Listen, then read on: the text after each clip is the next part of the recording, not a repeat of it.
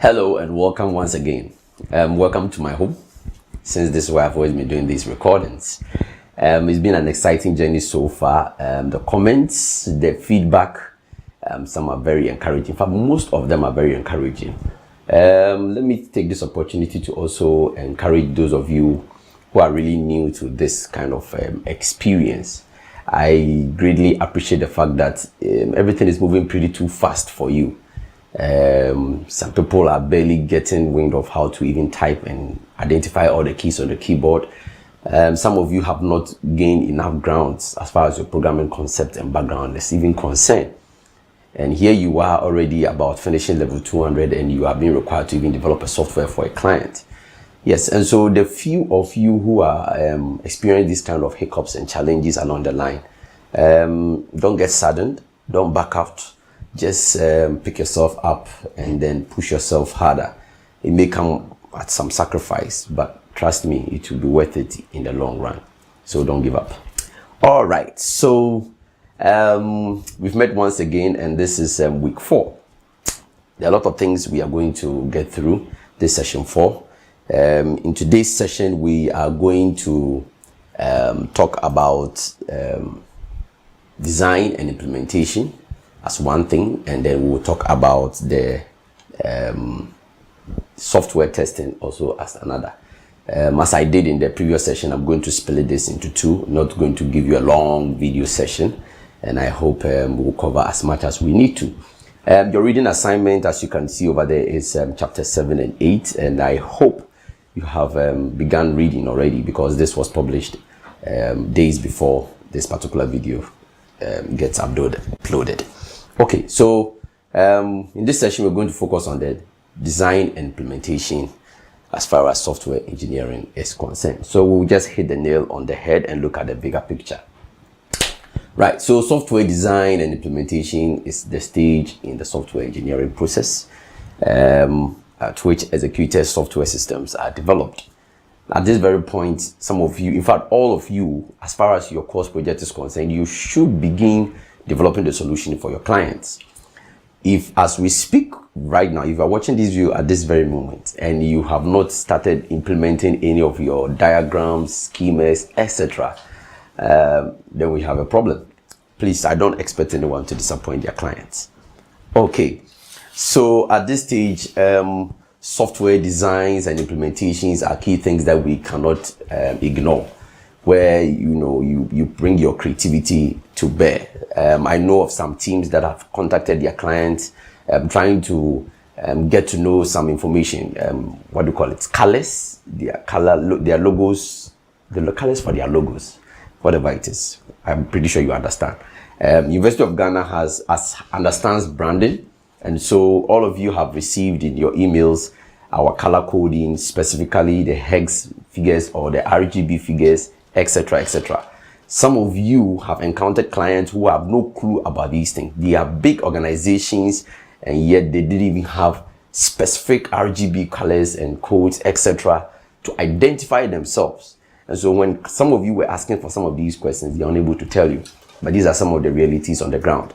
Right, so like I said, at this point in time, we are designing the software and we will have to implement it. So we said that software design is actually the creative activity in which you identify software components and their relationships based on the customer's requirements. Okay, so when we talk about implementation, we are looking at the process of realizing the design as a program.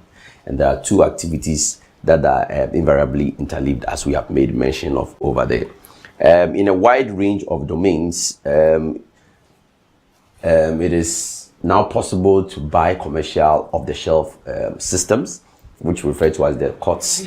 I told some of you some time ago, I think there was a team that visited me in the office, and they fortunately had 4 clients with different requirements, and they wanted me to weigh them. Of course, eventually they came to tell me I selected the most difficult one for them. I said, well, they gave me an option to make a choice for them. I didn't tell them to come and tell me. I've not discussed so many of your clients with anyone. So some of the ideas they brought, I suggested. In fact, I asked some questions. For example, it was a school required some school management solution. And I asked them, why hasn't the school invested in getting a particular solution? I mean, there are so many software off the shelf, and they couldn't answer, because then literally it's not about minimizing the documents and moving things, electronically to manage students assessment, etc., etc. There are so many off the shelf solutions, and there are free ones, of course, even like the Sakai we're using on campus, as well as the one we refer to as the Moodle, MOODLE. You can look it up. So why are they not going for it? Well, if that was what they were going to implement, that is also another requirement, because we've discussed instances where we recommend solutions and implement for our clients. So that is also possible and acceptable. Regardless, all of these things are commercial off-the-shelf systems. We are using commercial because most of the cases, they are for sale. So in a wide range of domains, we say that it is not possible to buy some of these things, and they can be adapted and tailored to users' specific requirements. Okay, so that's what we are trying to drum home here. But when you develop an application, typically in this particular way, the design process becomes concerned with how to use the configuration features of that particular system to deliver the system's requirement. And so this brings us to discuss the whole concept of object-oriented design using UMLs. Now, those of you in level 300, we've had a whole semester discussing object-oriented design and analysis. And so some of these things we're talking about shouldn't come to you as news, unless maybe you missed out something in the lecture. However, we're saying that structured object-oriented design processes involve developing a number of system models. You need to come up with a lot of system models, and these require a lot of effort for development, maintenance, and for small systems, this may not be cost effective. When we talk about large systems, these are developed by different groups, design models that are important communication systems. There are some very common activities in these processes, and these include the following. We have these steps. You try to define the context and models of use of the system. You really need to define this. At this point in time, you should be in that particular frame of mind to be able to proceed in this regard. You design the system architecture. You identify the principal system objects. We are talking object-oriented here. So by now, you should follow up with this particular conversation. Then we develop the design models and then specify the object interfaces, and then you move on from there. So in your implementation stage, okay, design and implementation stage, you need to have this at the back of your mind before you even proceed to implement in the design phase. So you define the context and then the modes of the system you're about to develop for your client. You design the system architecture, how the diagrams can be interpreted into how data will flow, how the use cases, how all of the various diagrams that we have made mention of, and you have even provided for me in your assignments, they come to play here. You need to make sure all these designs are well done, and then you identify the principal system objects. If you're able to identify the objects, you're able to define the attributes and proceed to even determine what methods will come to play here. We are going about this whole thing in the object-oriented way. So we specify, after all of this is done, we now specify the object interfaces. Okay, so let's break all of these 5 steps into bits and pieces, and then the first session is over. Great. Right, so what we mean here is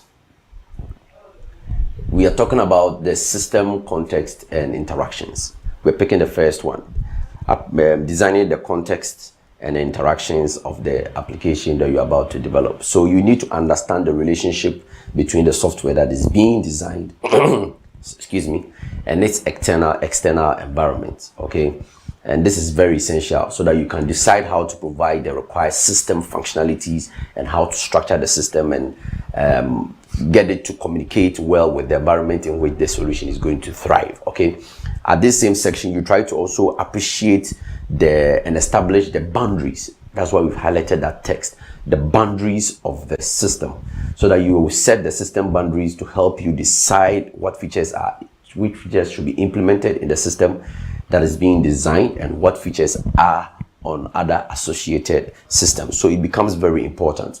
So as far as the system context interaction is concerned, we have something similar to this diagram you see over here. So you try to, what we see here, we have, let me give a brief description of it. We are talking about a system context, which we are saying is a structural model that demonstrates the other systems in the environment of the system being developed. So if you look at this example over here, which has to do with the weather control, whatever, you have this example in the key text. Okay, so we have a control system, we have the weather station, we have the satellite, and then we have the weather information system. In this case, we are trying to appreciate the the whole context of the application that we are developing. Let's speak University of Ghana, for example. So if we are designing a solution for you, in the case of the learning management system like Sakai, okay, we understand that we have a lecturer, we have students, we have teaching assistants, and because we now have tutors for distance learning education, there's another category of people called the tutors. And there is a circle of interaction, what everyone can do and perform as far as this LMS is concerned. I don't know whether this creates the right picture.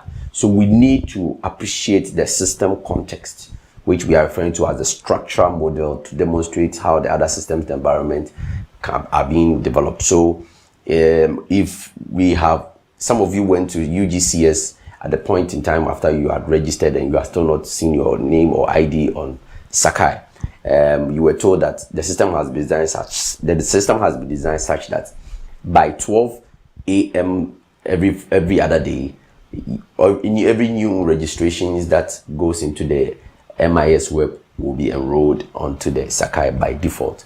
Now, in such an ecosystem, we try to understand and appreciate in that context the different applications in this regard, and then we try to underscore how the two interfaces in terms of system, the two systems will interact.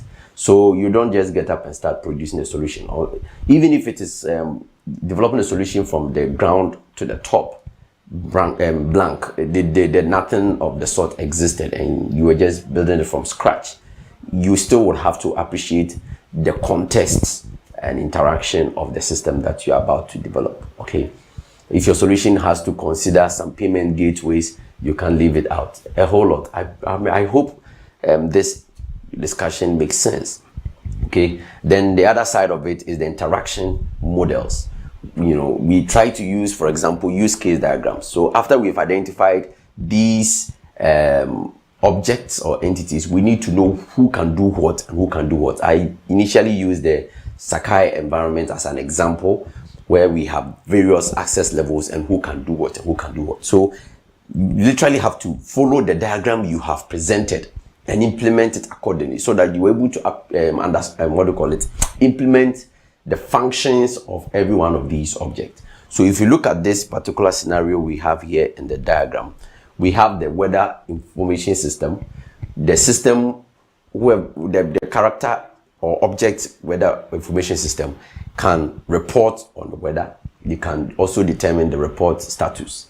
However, when it comes to the control system, we have functions like restart, shutdown, reconfigure, power save, and then remote control. So if you have this kind of design intact and sitting right there, you know, all of that being considered, it makes the implementation pretty straightforward. All you have to do is just, if you can remember some of the conversation you had with some of the mentors, so you notice that, or you in an organized environment, we have somebody who designs all of these things for you. If you were a developer, because you have also underscored and have had the experience like you are going through right now, when you receive the document, you understand every detail of the SRS. So all you do is just look at what they are saying and go ahead and then just proceed to implement. That is all. So it becomes very necessary to appreciate the system context and its interaction. So if you focus on the weather station, as you have as an example in the key test, we can talk about the use case. In this case, if we pick, say, the report weather, we can have a report weather as a use case. actors, we can have weather information system, and then the weather station. We can describe exactly what can be done over there. So the weather station, so this is the weather station environment. So the weather station sends a summary of the weather data and has been collected from the instruments in the collection period, okay, and then to the weather information system. So we defined exactly what it can do, then the stimulus, the response, and then possible comments, focusing on the weather station. If you pick the weather station, the use case under it is the reporting of the weather. And then when we pick the actors, we have these two actors, and we can describe exactly what goes on there as far as the weather station is concerned. So depending on all the objects that you have to outline all of these and objects in a more detailed manner. It is not to just win marks, but to make the implementation very easy for you. And I'm happy to have seen some of these things done by some of your colleagues and some teams as they keep on engaging with their clients, and I will encourage them to keep up. Right. So that is about that one.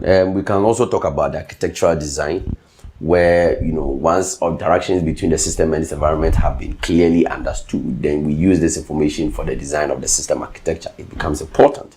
So you identify the major components and then their interactions, and then you organize the components using this architectural design. So in the case study of what we are just discussing, we can have a fault manager, and then the configurations manager and the power manager, who are all subsystems. Then we have a communication link that bridges the gap between communications, data collection, and then the instruments. Okay, so this will enable us appreciate and design exactly how the architecture should look like. So by this, we are indirectly trying to identify the object classes, and this is often a difficult part of the object-oriented design. Nevertheless, it becomes very essential. There is no magic formula for project identification. It actually relies on the skill, experience, and then domain knowledge of the system designers, in this case you. And so there's a level of expectation we have of you, but we know you will rise up to the task. Okay, so object identification is actually an iterative process, and you are likely to get it. You're unlikely to get it right at the first time, but you can make progress and improve on that. So how do we approach this kind of thing? Having underscored the challenges that we are likely to face. Well, you can use grammatical approach based on the natural language description of the system. Many of you have engaged with your clients in various forms and by various means. And you can base the identification on tangible things in the application domain as well. You can use behavioral even approach and identify the object based on what participates in what behavior. That's also another approach. And you can also use scenario-based analysis. The objects, the attributes, and the method scenario that are identified to deliver on this. Right. So let's talk about the design models, shall we? The design models. We have three of these. We have the static models, the dynamic models, and then the subsystem models. These models show the object and then the object classes and relationships between these entities. It becomes very necessary. Now, this conversation will only sound gibberish to you if your object-oriented background is still shallow or the understanding is not really in-depth. But I hope nobody watching me has that problem. Else you may want to Google it somewhere and also go and grasp the whole fundamental concept of object-oriented programming. But I think I briefly discussed this some time ago in one of these video sessions. I can't recall exactly. But it's important you understand it so that you can appreciate what is going on. So we have the static models where we describe the static structure of the system in terms of object classes and their relationships. The dynamic models, describing the interactions between the objects, and then the subsystem models that shows how the logical groupings of the objects become coherent as far as the subsystems are concerned. So these are represented using the form of class diagram. You can use a class diagram in this regard. We can do something like this. In this case, we are using a sequence model in this one. It shows the objects interactions, and these are represented using the UML sequence or collaboration diagram. sequence models are actually dynamic models. So you can take notice of that. So you notice that if you look at the weather information, let me use the pointer here to bring some meaning to what we are saying. So you notice that we have the weather information system character standing right here, okay? And then we have identified a number of what we call objects here. So SATCOMs, weather station, ComsLink, weather data. And each one of them, we have identified a method. So if you pick SATCOMs, we have request report, which the direction from which it comes from, and then who has to acknowledge. So this is how the interaction between this weather formation system and then the SATCOMs here behave, okay? It goes on and on. So replying, report, and acknowledging which direction each of these is moving. So this is just a sample. Let's appreciate. Now, when you have this, implementation is just straightforward, okay? So if you pick this weather station, for example, you identify, you know that we have the report weather method, you know, in this direction from the SATCOMs, and then the weather station will have to acknowledge. Then sending reports from the weather station is the responsibility of this particular one. So this method will work with this, and then you also have to acknowledge in that order. So get summary, summarize, etc., etc., and it could be a tall list, but this is just to give you a picture of exactly what we are talking about. Right, so this is the sequence model. We also have state machine models. State machine models. This shows how individual objects change their states, and then in response to all of the events that may occur within the system. When we say states, don't think too far. I mean, you've done this in your digital logic class. So it's just about electricity sort of concept mindset we are borrowing here. You know, so when you switch on the light, when you turn on the switch, a light turns on. When you turn it back, it turns off. Same way, when you power on your phone, it comes on. When you perform an event, when you touch something, something behaves in a particular manner. Exactly. So in the system, especially it is dynamic, you need to figure out all of these and present it in a model like, you know, sort of presentation, and go ahead to implement it. So it becomes necessary to appreciate the state machine models. So it shows how the objects change their state in response to certain events, and these are represented in UML using the state diagrams as well. So you notice that the symbols are really strategic. We have the shutdown, we have the configuration, we have the running, we have the collecting, we have the summarizing, we have the transmitting, and we have the testing. And all of these things are triggered by specific events. So when there's a shutdown, a state has to be in place. When there's a restart, a state has to change from shutdown to running. When there is something running, we should be collecting some information. There should be some information running back. I hope you get the logic in the conversation we're having here, right? So you need to appreciate the state machine models in its dynamics form, and then, like I said, it's very useful, a very useful high-level model, and you can't do without it. So take notice of it. When it comes to an object runtime behavior, that is where it specifically sits. So the last thing on the build has to do with the interface specification. You know, interface specification, you have to specify so that the object, we try to appreciate how the application will really look like. Okay, so they have to be specified so that the objects and other components can be designed in parallel. You need to have an objective, so you need to not ignore the interface, of course, of the solution that you are putting together. I don't know how best I can even put it, but designers should avoid designing the interface representation, but should hide this in the object itself. Okay, so objects may have several interfaces, which are viewpoints on the methods provided, but the UML will use these class diagrams for interface specification.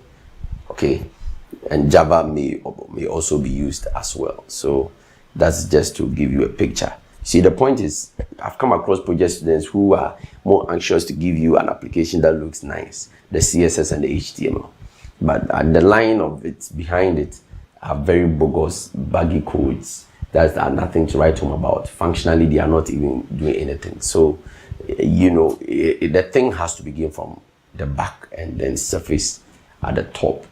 Okay, so That is how we want you to approach things. So what are some of the design patterns that we can also talk about? We have several things that we can address here. However, we can begin by describing what the design pattern really means. Reusing abstract knowledge about the problem and its solution. So a pattern is a description of the problem and then the essence of its solution. So it should be significant, sufficiently abstract to be reused in different settings. And the pattern description usually should make use of object-oriented characteristics. In fact, the conversation of object-oriented programming is never complete without the mentioning of polymorphism and then inheritance. These are very solid concepts that makes object-oriented programming what it actually is. So what are some of these design pattern elements? We can talk about the name, a meaningful pattern identifier so that we know what we are dealing with, the problem description, where we can be able to tell the common situation where this pattern can be applicable. Okay, right, we're still talking the object-oriented language. Okay, then we can have the solution description. It may not be a concrete design, but it can be a template for a design solution that can be instantiated in several ways. And then the consequences is very important. You don't leave these loopholes in existence. So the results and the trade-offs of applying those particular patterns, this must be clearly outlined. So if you pick an object, we must have all of this run down so that when we have any instance of the object, we can replicate this scenario and apply it seamlessly. So we have a typical example for you, but I'm not going to spend time to go through. So we describe the pattern, we define the problem description, we find a solution description, and then the consequences of it. So typically you should make time to outline every single one of this documentation into detail, and that's why you're working in teams. Rather unfortunate, because it's the first time experience, some cases there are no templates, makes it a bit difficult to adjust because you think you're overwhelmed with time to deliver on all of these things. But if you can spend a thorough time to work on something like this, implementation becomes easier. And because we are going Scrum Agile approach, when there are adjustments and changes, it becomes easier to determine what state we were in before and where the changes have occurred and where we need to make those adjustments and note them down. Because if you consider that you are just going Scrum Agile and your client is just going to make input and output, at the end of the day, you may be paid less than you have actually worked. So you think about that. Of course, there is less documentation, no two ways about it. But you need to make sure that wherever there are changes, you have planned way ahead to resolve. Make sure you are not shortchanging in any way.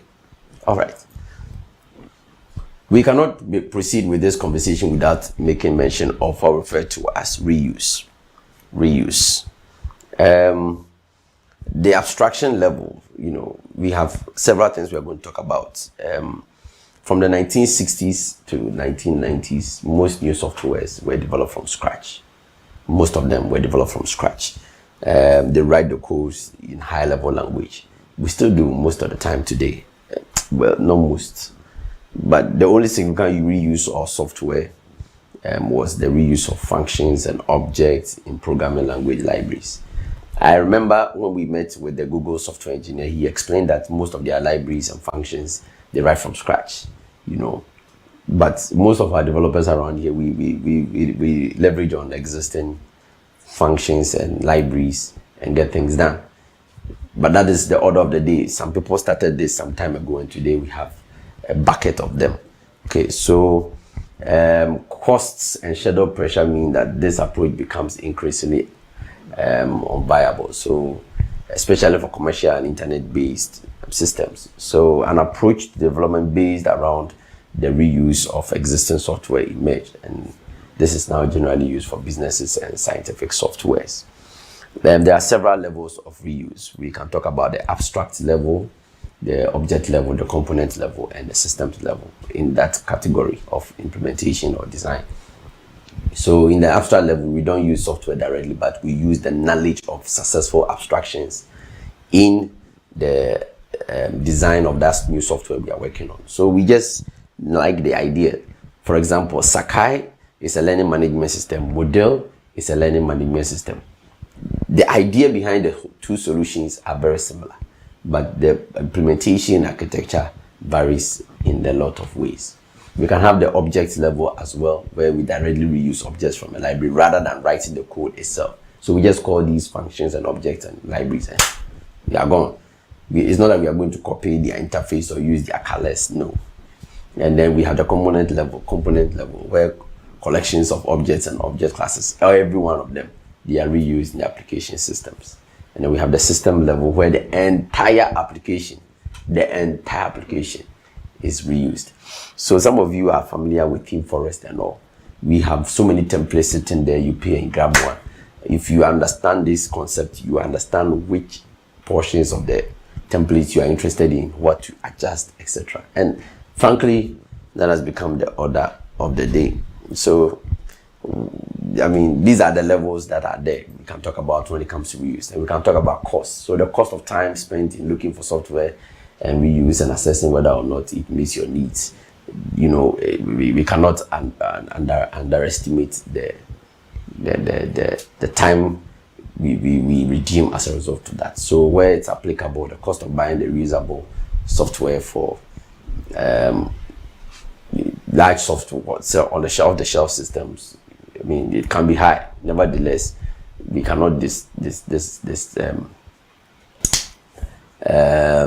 what word do I even want to use?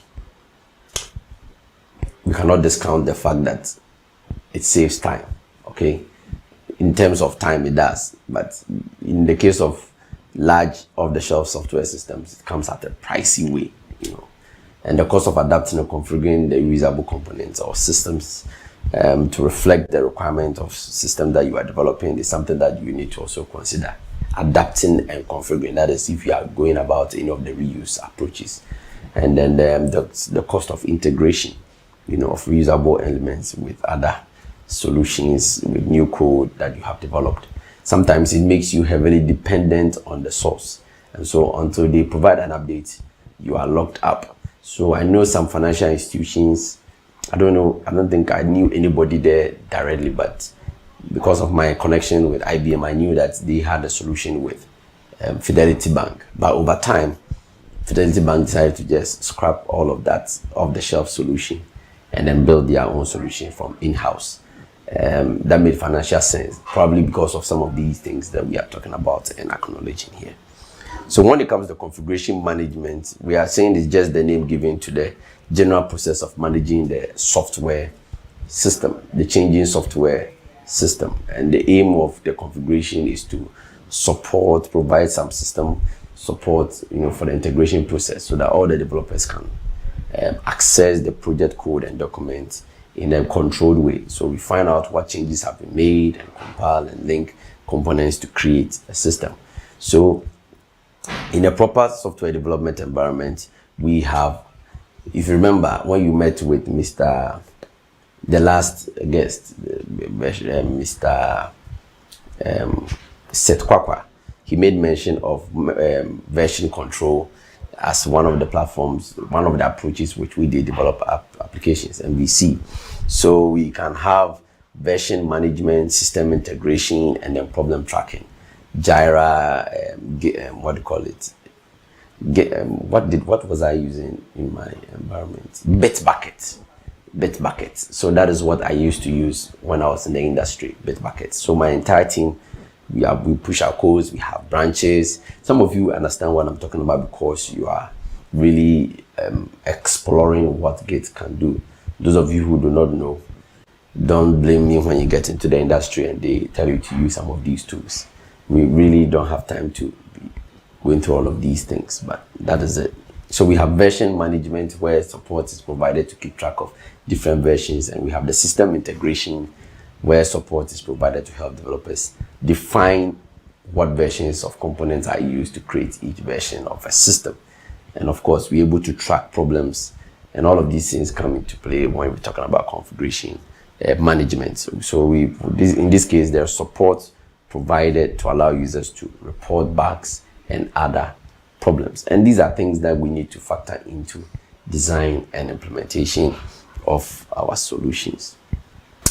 Right, now most softwares, they are developed on one computer, but they run on a separate machine. In the long run, that's what actually happens.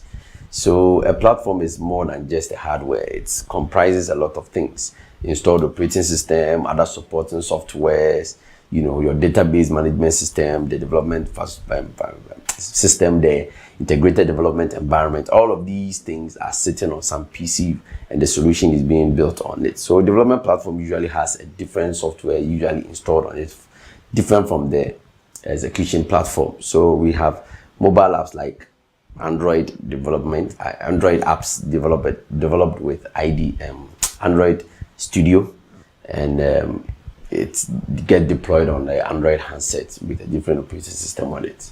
So either you develop the application using Android Studio on Mac or Windows, and yet we are running it on iOS, Android OS, and we are having them Android OS, and then you have it in our hands. So that's what we can say about the host target development. We cannot proceed without mentioning that. There are several tools that can be made mention of under this. We have the integrated compiler, we have the language debugging system. In these, we have the graphic editing tools, we have the testing tools, and we have the project support tools that help you organize your code for different development projects. Okay, right. Now, I think the last thing on that section of the design and implementation is the open source development. Open source is no new word in most of your languages. If you say give me an example of an open source operating system, most of you mention Linux and so on and so forth.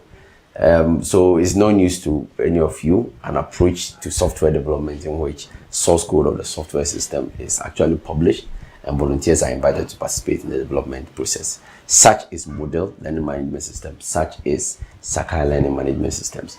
So basically its roots are in the Free Software Foundation, and they advocate that software code should not be proprietary, but rather should always be available for users to examine and modify as they wish. So they are extending literally the idea of using the internet to recruit much larger population of volunteer developers.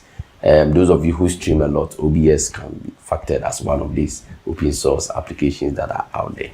Now, the best known source project is, of course, Linux, as I made mention of the operating system, which is widely used as a server system in most cases. It's being used increasingly, and in some desktop environments. Other important open source products, we can talk about Java. Nobody pays for Java. We all use it for free, write our codes. The Apache web server, MySQL database systems, just to mention a few. Now, the fundamental principle of open source development is that code should be free, no two ways about it. So these are the keywords, and should be available. It does not mean that anyone can do as they wish with that particular code. No. Typical license actually apply. We have the general public license and the lesser general public license, and then we have the Berkeley standard distribution. At least these are the three main ones we have out there that every one of you would need to also know. Great, right, great. So this is the last bit of the design and implementation. In the next section, we'll talk about the software testing, and I think that is going to be a much more brief engagement.